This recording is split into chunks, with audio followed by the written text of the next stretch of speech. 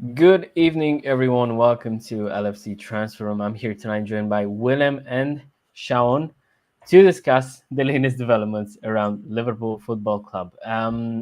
We've got a few topics to discuss for tonight. There's obviously a lot more that we're gonna try and touch, like whatever happened at Copa America in the last few days, and maybe some thoughts on some former Reds who are going to get into management come this weekend. It's going to be official, but we're going to get into that a bit later. If you're new here, make sure to like, subscribe to the channel, and also welcome the fourth guest for tonight, Hassan. Welcome, mate. Right. finally, finally been able to connect. Tell us, man, how's Yes, your evening? How are you? I'm fine. How are you guys? Trying to survive the heat wave, basically. Well, I'm not gonna complain. I know it's a lot hotter over there in Spain. It's a lot hotter, I'm guessing, with the final that's coming on in the weekend. So how is it? Yeah, no, I'd say it's good, man. Like as in general, you can see everyone's super pumped around here in the city in general about the whole final going on. But everyone stayed inside today because it's just been ridiculously hot. But it's cooling off at least for tomorrow and Sunday, so it won't be as unbearable outside, and you can enjoy the day. I'm sure there's still gonna be a lot of cold beers to enjoy the game with. So at least you've got that. Shawn, mate, how about you? How's your evening? Going good. It's been a hot day here as well. I'm from Toronto in Canada, so it's getting hot. And yeah, well, the Euros are almost over, so yeah, we gotta chop it up and see how we're doing. Like a lot of Liverpool players have played, and then some have qualified as well from the bench. So yeah, we'll have to chop it up. Indeed, we're gonna have to slot in a lot of topics for this evening. Sorry, this is probably never gonna get old. At least not in my book. So, Mm. welcome to everyone who's joined us tonight. Make sure to like, subscribe to the channel if you haven't. If you're over next, make sure to come over to YouTube, and of course, leave your comments as well, because we'd love to integrate some of those into the conversations that we're having. So without further ado, we're going to get into the first topic of the evening, which is Trent Alexander-Arnold's new contract, which is apparently close to being done. Now, there's probably going to be lots of reports regarding Trent, regarding Virgil van Dijk in the upcoming weeks as well. Me personally, I've never really had any sort of doubt that Trent is going to stay with us, although there was that part of me that thought, if he goes, I couldn't even be mad, because at least if he gets to a club like Real, I think a lot of people wouldn't have any choice anymore, and they just have to accept that he's probably the best right back in the world. They're probably not going to say that. At least he's not leaving the club, which may never happen. But anyways, Willem, uh, do you think there's any chance Trent doesn't play for Liverpool in the next few seasons? I mean, I would in the next few seasons. I don't know. I think it depends on how we kind of go. I do think he will extend his contract with us at the end of the day. I'm not gonna lie. I did have a little bit of fear going. What if Bellingham is now just doing the reverse and he's trying to like tap him up the entire time and get it out, because he would as well. Just look at the kid. He just has a face of a guy who would do it as well. Like and like well, basically that does kind of have my concern. I think it's more now almost a thought of like, if it comes around again, it can come around in 3-4 years when maybe we're a bit more on a downward spiral. Things maybe haven't really kind of turned out as we'd hoped it to be, which is always possible in football. But I think at the moment he for me, he's the most certain one to sign on and extend. It's the other two where I can maybe have one or two question marks on whether they will actually end up staying long term. Indeed, and you know what? I like the Bellingham point. I swear to God, that man has a fit. He's like that mate that compliments your girl a little bit too much, to the point it gets comfortable. He just has that face. I don't know. But yeah, Hassan, welcome to the stream, mate. Good to have you, even though a bit later. Tell me how's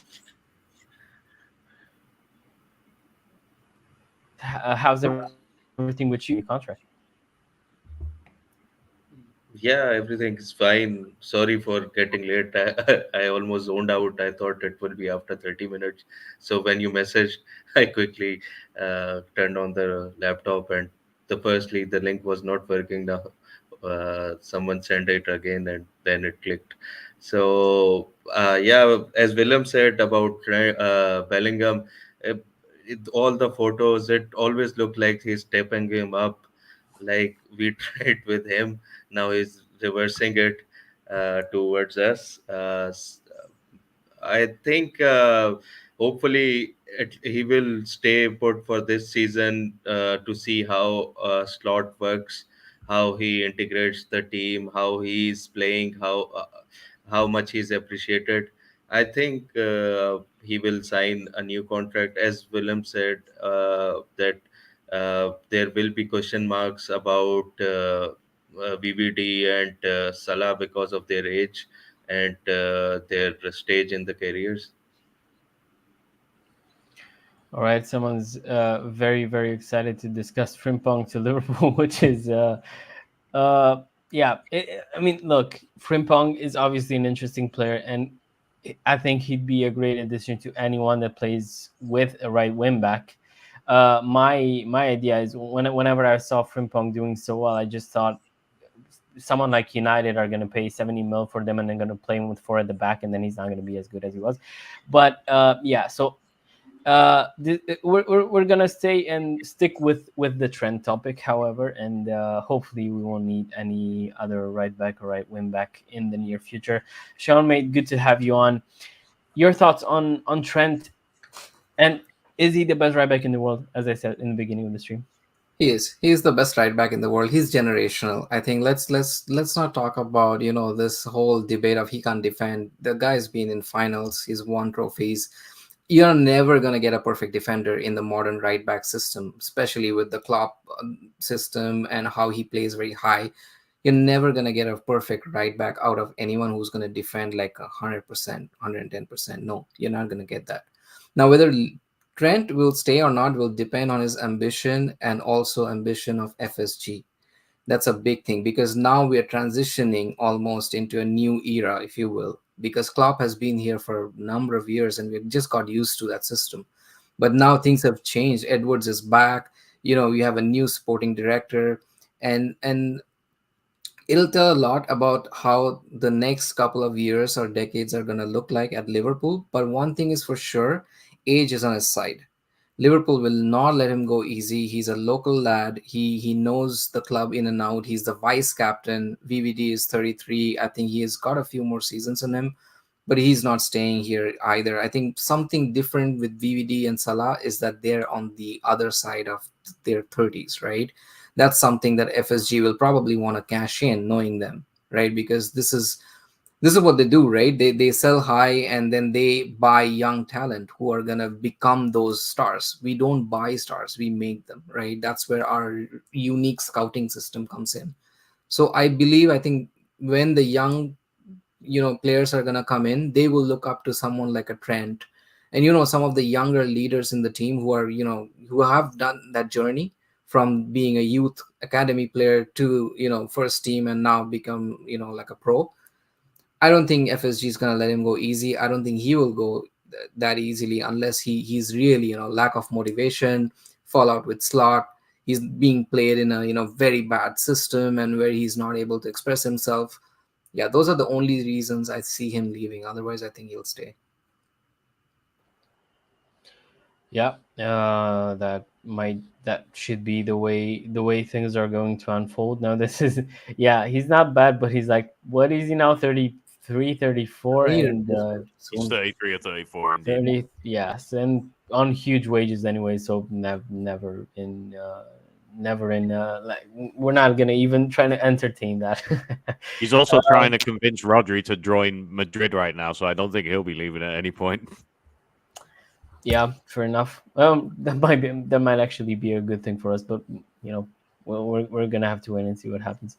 Uh, you know what, Paul, I don't know if this is a hot take or not, but I do agree with it. Now, I don't know about you lads, but something about Bellingham just he's just rubbing me the wrong way. Like now, especially in the past few months, I feel like he's how do I say this in a nice way? I don't know. I feel like he's got that main character vibe. He always tries to be the main guy in whatever situation. Like I remember we've seen games England wins on penalties and then camera switch to him celebrating by himself, which is like, okay. It's I don't know.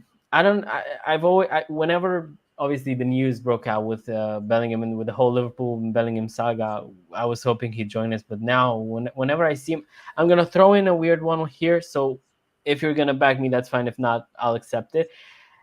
Seeing Bellingham and seeing the way he's acting now, I feel like that would have been a bad move for us anyways, and I don't think it would have worked for Bellingham inside of our dressing room, me personally. But that's not necessarily one of the topics that we're going to get into, and hopefully let's just stop it right there.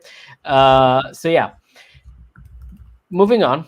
Another thing that I wanted to discuss is the international Reds who have impressed, have not impressed, and who we're gonna wait to see back for the new season. We now know that the Euros and Copa America are coming to an end.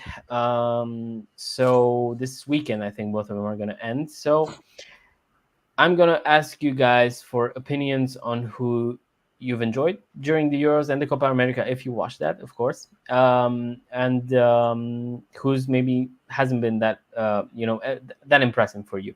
Now, for me personally, I absolutely love that Cody Gakpo has been instrumental for the Netherlands during these years, because I think he's got a lot of criticism in the last season, and not necessarily all of it warranted. So I'm thinking, for me, it was a great thing to see Cody scoring as many goals as and assisting as much as he did, and basically being involved and probably being one of the best players of the tournament. So in terms of others, Willem, now you're probably going to help me out a bit on this one. I've seen Marco van Basten criticizing Virgil van Dijk again, saying that he doesn't show enough in terms of leadership. Now, me personally, I don't know how much more or what he could possibly do more than what he's already doing. I feel like Van Dijk is, and even when Hendo was with us in his last season, I kept thinking I would move that captain's armband over to Van Dijk, because I just feel on the pitch for us and for the Netherlands as well, he is a true leader, and you've always seen that in him, especially, and I think ever since he signed for us. So yeah, but I'm not going to focus only on the Netherlands players. We all know what happened on the Copa America, and if you haven't seen all of the images, Nunez was obviously involved in some scenes at the end of the Colombia game as well. Speaking of Colombia, Luis Diaz also had a great Copa America as well. Willem, I'm gonna let you take over and I'm gonna stop rambling. But first of all, help me out with the Netherlands. Tell me about Cody. Tell me about Verge, and then obviously. Okay, so sorry. Now my voice is just slowly going in at the same time.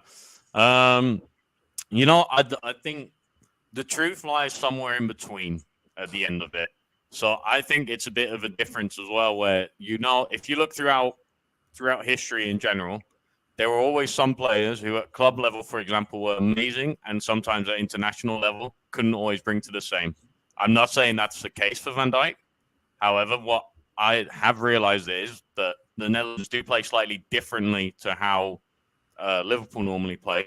The way Liverpool play is probably a system that favors Van Dijk more as a centre-back than it does for him at the Netherlands. And I'm not gonna. Often the games I watch from the Netherlands, I thought often De Vrij or Ake were the better defenders at the back than Van Dijk was during this tournament. But again, he only has a certain amount of games that he plays throughout a season with them, and it's a different role he's also being asked to play. And maybe there's something where he just naturally through instinct plays a bit differently into it. And then, sorry. Then maybe he would do a Liverpool, for example. Sorry, I got it stuck in my throat. Um, We can give you a break if you want until Yeah, you collect yourself a yeah, bit. hold on. Let me just cough it out, and I'll be back in a sec. All right, all right then. So Hassan, until Willem gets his voice working again, can you help us out? Can you give us your thoughts on the Euros, on Copa America? Now, I've seen some news over on Twitter saying that Nunez might be facing a ban for what he did, obviously at the end of the Colombia game. We're gonna obviously have to wait on some news on that, but sticking it to performances, to on pitch performances on field. What are your thoughts on the international Reds and on their performances these tournaments? Yeah, we have because of our participation and how far the players of LFC with their teams have gone far. We have so many very less players of first team 11 in the preseason. Uh, I was really impressed, as you mentioned, about Gapco. He done really well in the position which he normally does not play at Liverpool at left side. He played really well. The way he got his goals, and also his crosses were really good. Which way, if he comes in our team and do these sort of crosses, it will benefit a lot to someone like Nunes. So he impressed me a lot. VVD, I think he played really well with. But as Willem mentioned, he's with us. We play a really high line, and he has room to run. Uh, with Netherlands, they sit back. The defenders don't go as far as in Liverpool. So it's different role for him. Uh, and in England, our players didn't play that well. They were not given the opportunity. Uh, Trent, when he was asked upon, he delivered with the last penalty. I think he had the balls to take it.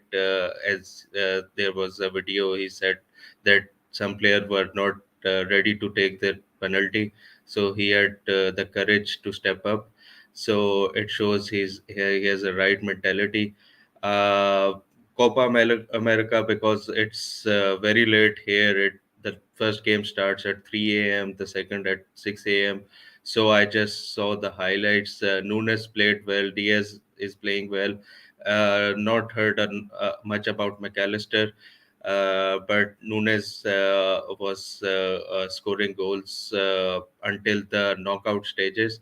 And as you mentioned about the ban, I don't know if there were many players involved in it, but why the cameras and everything was so focused on him, it looked like he was the only one who went mad. There are reportedly 11 players who were involved in it. So their training kits on. So the focus went on him. Hopefully, it's not a lengthy ban because many players were involved in it, and it was not just him who was responsible. The whole organization was responsible because the how the scenes unfolded. Anyone who would go mad if he sees his family is in danger, they are getting abused. So it was not just up to him, but hopefully sense prevails, and there is precaution and some monetary fine for him. Yeah, so it's been an entire, an entire fight broke out at the end of the Uruguayan versus Colombia game. So yeah, indeed, I hopefully we won't be seeing too many bans, because I think it was more to do with the lack of security and the fact that once again people who should be taking care of these things off the pitch are not doing so. And then obviously sometimes in these situations, obviously as we've seen, Nunez had to get involved. Willem, all good to go, mate. Yeah, no, so sorry. The part I wanted to basically come back on is more that there has been things with, like, so I'm just sticking to the Van Dijk point because that's where I started coughing my nuts off and just completely not being able to speak anymore. But basically, so like what I have kind of noticed with Van Dijk is, even for me, the last 3 months at Liverpool, I didn't think he was that great all the time either. And I did sometimes see him, and maybe that does have to do with the fatigue as well, because he has played a ridiculous amount of games like throughout the whole season again, and it does just take a lot of it does take a lot out of the players. But I mean, I think he's also a bit of an easy target. But I do think that, he's 33, he's 34. It could also possibly be that he is now slowly declining a little bit. But I don't, right now, with just that kind of frame of time being it, and now being average or good to average tournament from him, like, as in, I expected him a little bit better from him, but just him as a player. Not like, at the end of the day, the Netherlands with a pretty average team got to the semi-finals. It's pretty well. But like, for him personally, I think he could have maybe stepped up a little bit more. But I think it just has to do as well with the fatigue. It's right now, it's a question of, has it just been a massive amount of fatigue from the last couple of months, or is it a slow decline coming in? And I think that is also going to be interesting to kind of watch over the start of the season coming in. But I do think, so I'm torn in between on it, but it's more my feelings of it. I think the criticism that they have been giving him in general, and like, I've seen some other Dutch TV channels even say, like, oh, he should just not come back to the Dutch national team. He's a worthless leader, blah, blah, blah. That's ridiculous. That's way overblown. Like, that's just not the case at all. But, I think it's fair. You can be fairly critical of a player, but, like, as in criticize him in the way of playing. But, like, as in saying he wasn't a leader just because one of the guys in front of him didn't cover his man, or the other person, let the other person run through. You can't really blame that necessarily all on leadership if the other players don't listen. So it's a very easy dig to have every time. Yeah, I think when you look at it, like, obviously players have a lot of opportunities now compared to the past to get in better shape quicker. They have obviously better conditions and facilities and stuff like that, but you also feel like there's so many games now. Like, for example, the Nations League still, I don't know why we're still doing that. Like, it's not working. No one's interested in it. Like, even I think I remember KDB had a quote about it. Like, he doesn't really enjoy the games in the Nations League. So it's like, when you say stuff like that publicly, you kind of should, show it to the higher ups that competitions like that don't really matter. No one's actually interested in them. So, yeah. When you look at someone like Van Dijk, for example, people have been talking about mental fatigue and stuff like that, and obviously physical fatigue that's also going to set in a bit quicker, considering that he's now also he's in his 30s. Yeah, it is going to be interesting to see how it all unfolds. I think for me, Van Dijk is probably the best center back I've seen at Liverpool in my life. I'm still fairly young, so I haven't really lived through the 80s. So at least for me, I don't, because I've seen the comment. I'm saying this because I've also seen the comment from Paul. I do not think that Liverpool fans drew too much over Van Dijk. I just think that he's obviously had his ups and downs. I think in lots of seasons he maybe wasn't as good as people made him out to be. For example, when we were in the quadruple run, I feel like in that season Matip was the best center back in our squad and wasn't Van Dijk for me personally. And then I've seen people, I don't know about lots, but some people agree with that statement. So I think he's just having ups and downs, as I think we're gonna have to become used to stuff like that, considering that lots of these players like him and Mo Salah now are getting older, and we're gonna start to see that a bit more often. Good. Okay, Shawan, yeah, you've had to patiently wait for your turn on this one. So sorry for taking so long. But getting back to the original question, the international Reds, your thoughts on our players involved in the Euros, in the Copa America. Who impressed? Who wasn't as good as you expected them to be? Maybe. Yeah, I'm not going to speak too much about Van Dijk because we spoke on him at length, and my feelings are similar, right? It's very similar to what you guys just talked about. So I'm going to focus on Darwin Nunes. I'm really worried.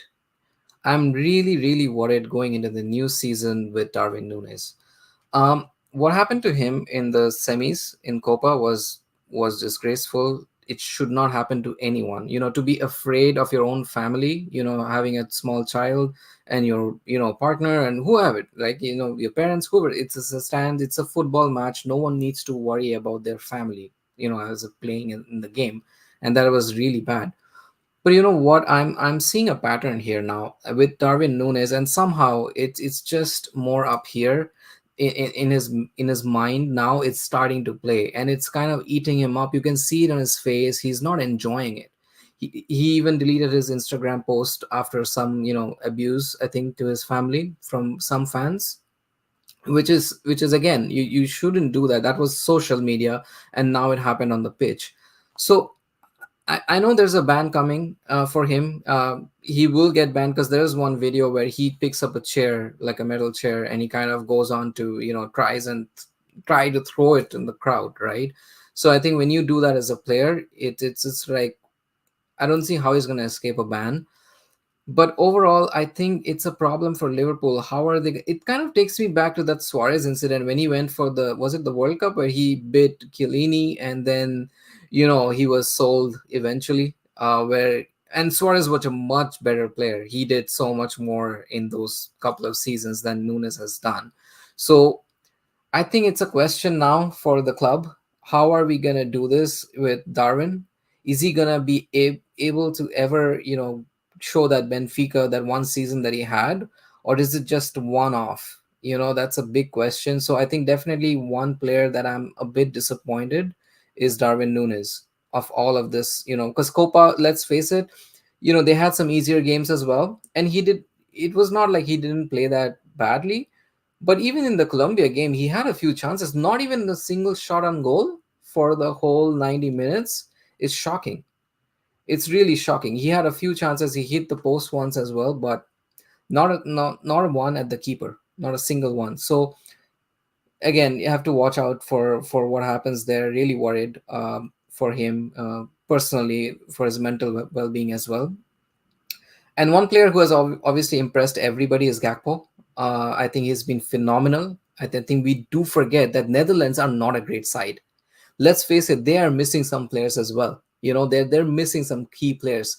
And to cook like that in that kind of team where Memphis Depay hasn't been that great. He had to, go off injured as well.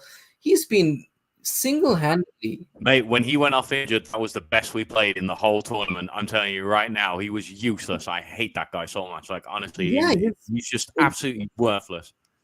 Absolutely. I was shocked by his fall, and I was shocked as well that Netherlands don't have a single player to replace him, and they haven't thought this through. So Netherlands are not a great side. And for Gakpo to do that in that system, I think Slot should look at it.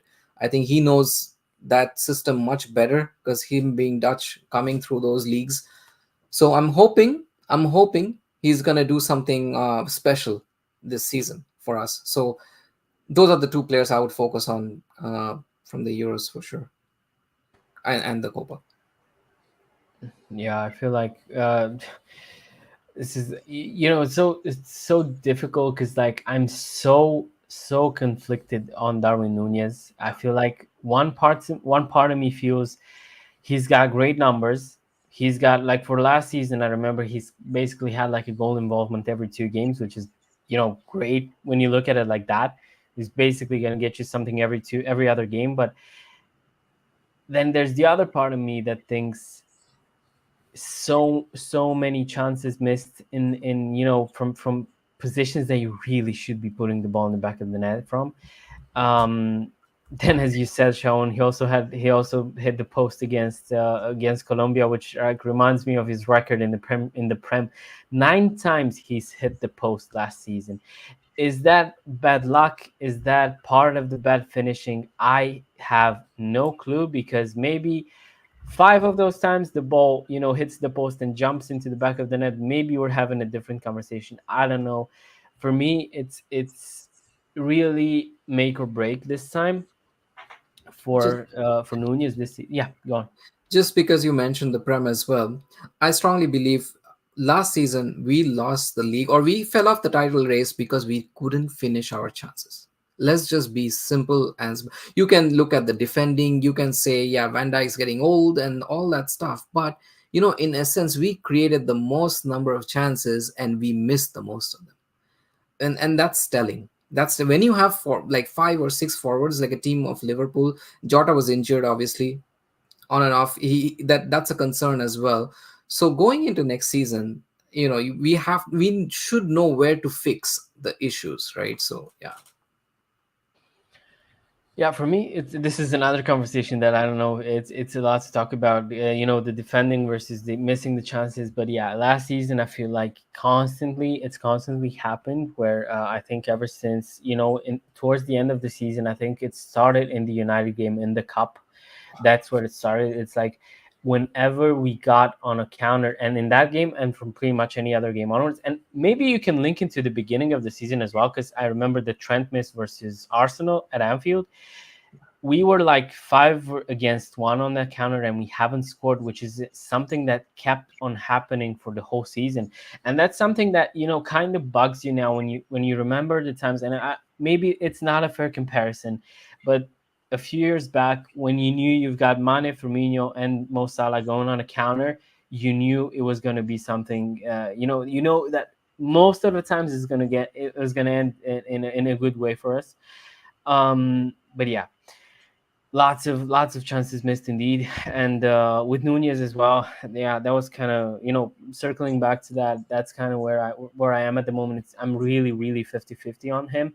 I feel like with a bit more good luck on his side, he gets great numbers. I still feel like he's an incredibly frustrating player, but just a tiny bit more he needs. And indeed, Shawn, as you said, I do feel like mental well-being as well. I think at the beginning, even in his first season with us, I remember he was deleting some comments, blocking some people on social media when he got some criticism online, because it's been happening a lot. To be fair, all those Haaland comparisons didn't help. It was never going to be a fight between these two, because one of them came from Benfica, the other one came from playing 3 consecutive seasons of Champions League, being the son of an ex-Man City footballer. Not the same situation. So yeah, with all that in mind, I do feel like it's make or break for Darwin Nunez. I feel like Slot can unlock him, hopefully, because if not, then we're just gonna have to accept that we maybe haven't really done the best business with him. But positive thoughts. Hopefully, everything's gonna work out next season, and yeah, we're gonna have to wait and see what happens. Yeah. Speaking of finishing, I honestly have to side with Paul on this one. I feel like Diaz. I said it on stream a few That's weeks great. back, and I'm gonna say it again. I feel like Luis Diaz is kind of he encapsulates that feeling when you're really really close to an orgasm, but it just stops right there. He does everything right, gets all the dribblings done, gets past 3 men, pacey, everything that you want, but then the finishing is not really what it should be, and that's kind of what bugs you. I feel like with Diaz, that was the main concern last season as well. I know I was Dan actually put up the numbers on a stream, and indeed, last season, considering the minutes that he's played, he really could have gotten more compared to his first seasons with us. But obviously, we're gonna have to wait and see. Next season is obviously gonna answer to a lot of these questions regarding our forwards, regarding the defense and stuff like that. But since I've mentioned defense and you guys have mentioned defense, we are going to get into a conversation about, guess what? the most popular topic with LFC transfer room for the past 12 months, a DM. Now, we've seen that reports are suggesting, I'm going to start off just like that. Reports are suggesting that Liverpool are ready to get a DM if the right player comes along. Is that a lot of bullshit? Is that an actual plan? Are we actually looking at someone? Do we need a DM? Because right now we do have Endo, but can we rely on him for an entire season? We don't know. So yeah, Willem, I'm gonna ask you first. Do you think we need a DM? Who would you get? Are we going to get one? Because I'm feeling like it's gonna end in, it's gonna be a bad ending for us, just like last summer. I remember we were talking about DMs for like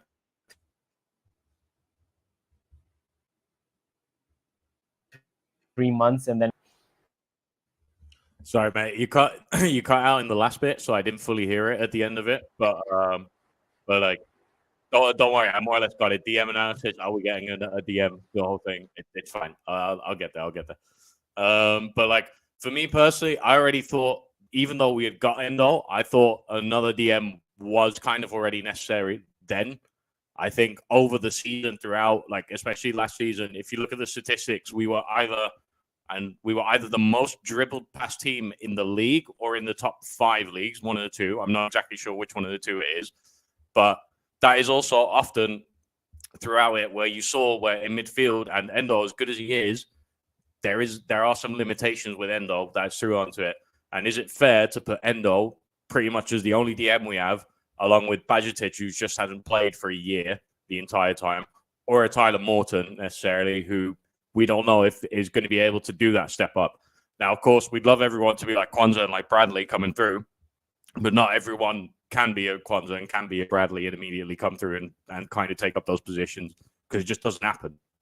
Like, it's not that we don't want it to, but it's just the likelihood of that happening in football is just minuscule. That every player that comes through is going to be coming in and actually staying in the team and coming through onto it.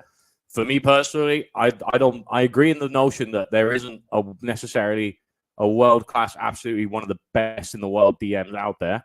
But I am now of the opinion that we've let it go on for so long, and the fact that we have an Endo who is aging, meaning that if a world-class player does come available, Endo can be more flexible as a transfer asset in the next summer coming up in 2025.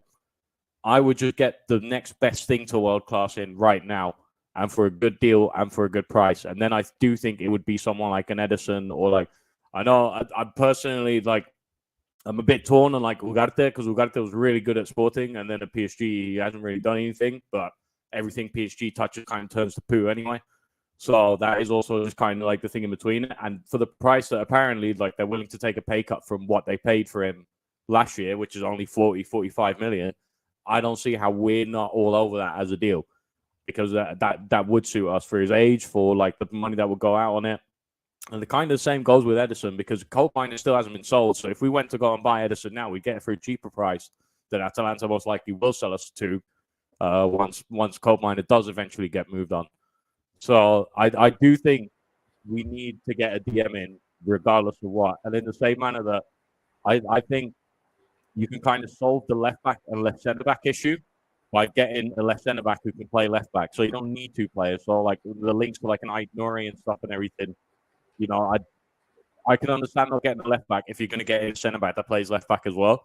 Because even if it was just those 2 coming in, I would even sacrifice a forward for a year and go, all right, we'll get to forward next year. But that's only because I think those 2 positions are the ones that need addressing the most. And then we're banking on the fact that some of our forwards will turn good throughout the year, even though I don't necessarily have too much faith in that.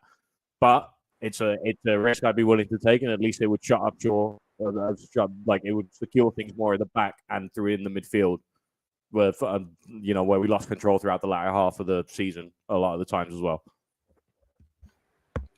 Yeah, I feel like with Endo, I feel like he was a lot better than we expected him to be. So, we have to give him that. I think in a lot of games, he was really important for us. I think especially, I remember, the City game, for example, in which I felt like, he was all over. He helped.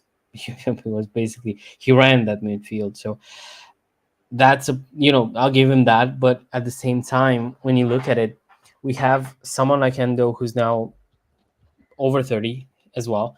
And on the other end, we have someone like Bajcetic who's still really young and obviously hasn't played for like an entire season. So I feel like in this situation, we're not going to be competitive enough in that DM position. The only thing that I can expect is that we're going to, if we're not going to sign a DM, the only thing I'm going to expect to see more is probably Trent in that DM. Is he better there? Is he not? I'd say, me personally, I'd say not. But that's, obviously another conversation as well.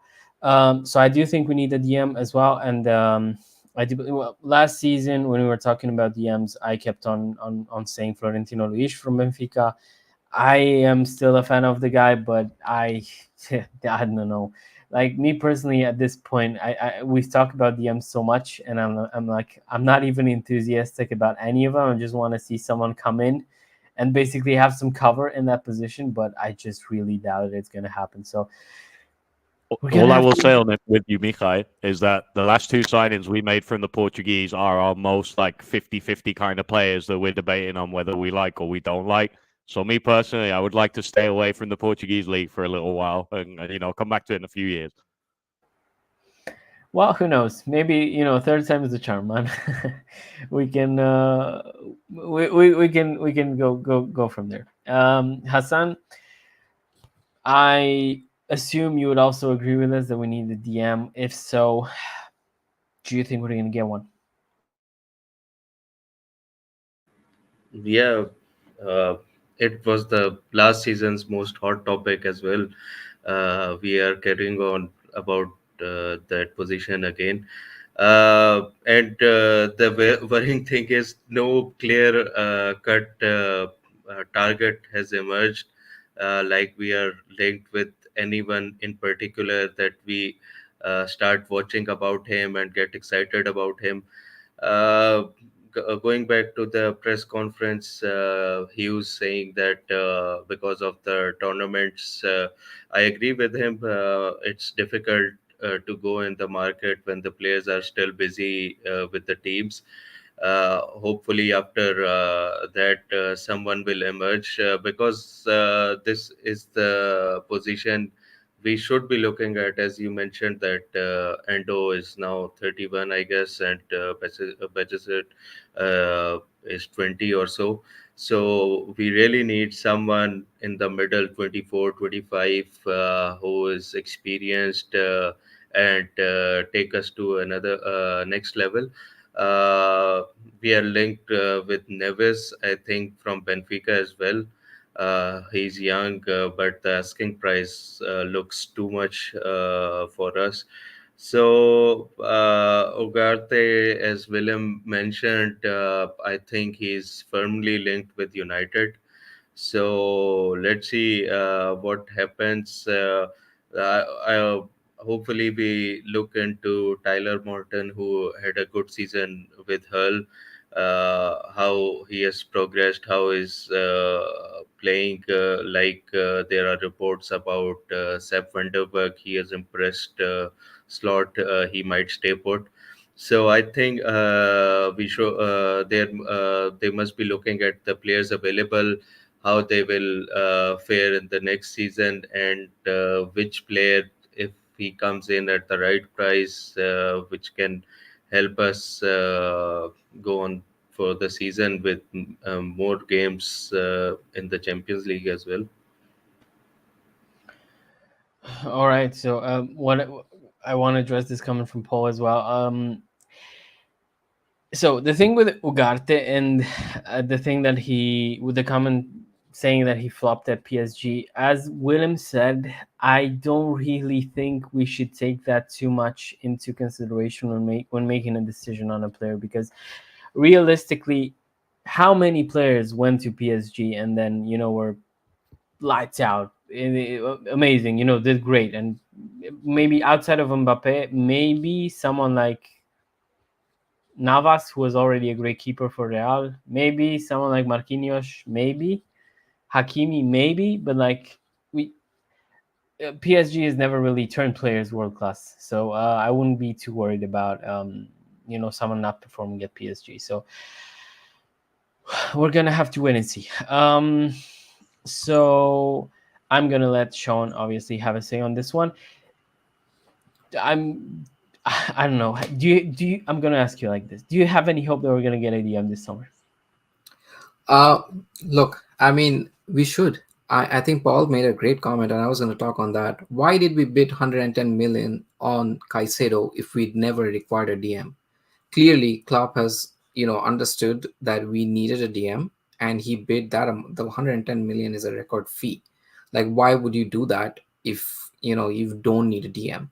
And we ended up buying Endo because we dropped the ball on Lavia too. People are forgetting the Lavia fiasco because we actually had Lavia in our bags, and we said, okay, now we have a Caicedo. We didn't even talk to Caicedo, didn't want to know whether he had talked to Chelsea where he wanted to go. Anyway, we dropped the ball on the whole DM situation last season because last season we should have got a DM. We haven't replaced Fabinho. Who remembers the Fabinho tackle on Luis Suarez when Barcelona was playing in that comeback? We need a destroyer. We keep blaming the defenders, Trent and Robbo in recent times, but the defenders are getting rinsed. We play a ridiculously high line, and you can't expect your Ibu Konate is gonna retire in another 5 years. The way we are making these defenders run back and defend and put in those tackles. I think it's unfair. If you are playing 4-3-3, you need a DM 100%. And I to answer your question, I don't know whether we'll get one, but we need one. But if Slot plays a pivot, like he's playing two, midfielders where he has a McAllister and he has an Endo together on a pivot, maybe you can get away with it. But still, Endo is not a permanent solution. He's going to give us another season, maybe 2 seasons at the top level. Then what? Bicetic. I'm always struggling with his name, but he is a promise and only a promise at this stage because he hasn't been fit for a while now. And we are Liverpool Football Club. We cannot run on promises. We have to have. I mean, City's going to strengthen. They always do. Chelsea's, even though they are struggling right now with the structure, they will be back soon. So we have to bridge the gap. Arsenal already got Rice. How are you going to compete? They got Declan Rice. They're good in the DM spot for another 5 seasons probably. So you need. I don't understand when Ugarte is in the market. I see some fans are saying, "Oh, he's not a ball playing midfielder. He's not like Rodri." How many Rodris do you have? There's only one. You're not gonna the DM market is not like a striker or a winger market where you have options A, B, and C. Ugarte is available. Go get him. He's shown enough that he can fill the role. He's got enough experience now, and I just feel like we have just let this slip, and somehow now, one thing I have to give FSG, their PR is impeccable. The moment you have this new now slots in, now you're gonna see all the academy players line up one by one, Step Vanderberg, you're gonna see the training videos, you're gonna see all of them fighting together and gelling so hard. I don't buy it till I see it on the pitch, and I hope we don't need it. Obviously, I hope they know what they're doing. Obviously, they're seeing these players, but we've seen in the past it has cost us trophies. So hopefully, I'm wrong, and then someone like a Morton or a Bicetic will prove us like we don't need it again. But I hope that's either way we come out on the good side. I feel like the only blessing in disguise in this whole conversation is that Lavia was basically absent for an entire season there at Chelsea, and You Caicedo never also know. got Sorry, like a with front row Lavia, seat.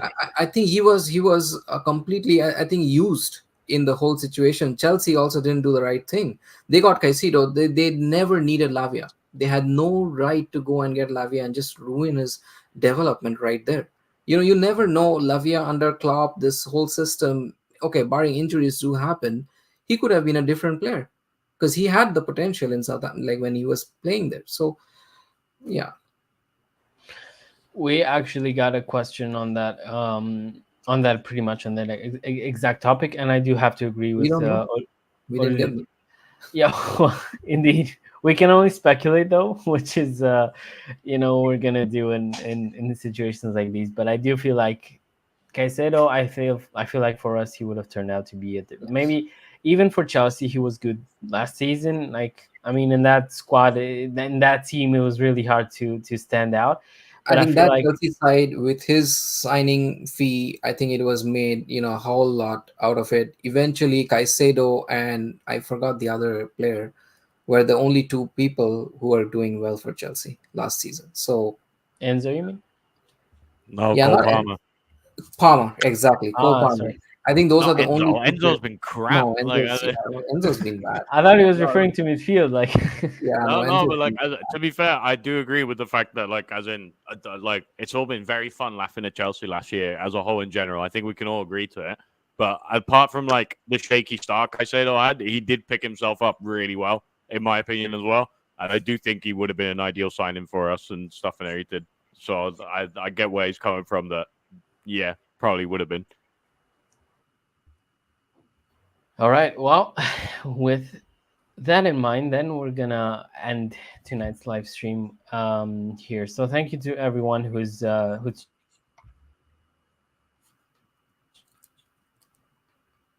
tuned in. Make sure to join us for tomorrow's and for tomorrow onwards as well at 9 p.m. UK time. We are going to be streaming pretty much every day. So until the beginning of the season and onwards, make sure to come in. It was a pleasure, gents. Willem, Hassan, Shawan, thank you all for joining. Thank you all for giving your opinions on the topics that we've discussed tonight. Thanks to everyone who was on here. Make sure to like, subscribe one last time to the channel. And up until the next time, up the Reds.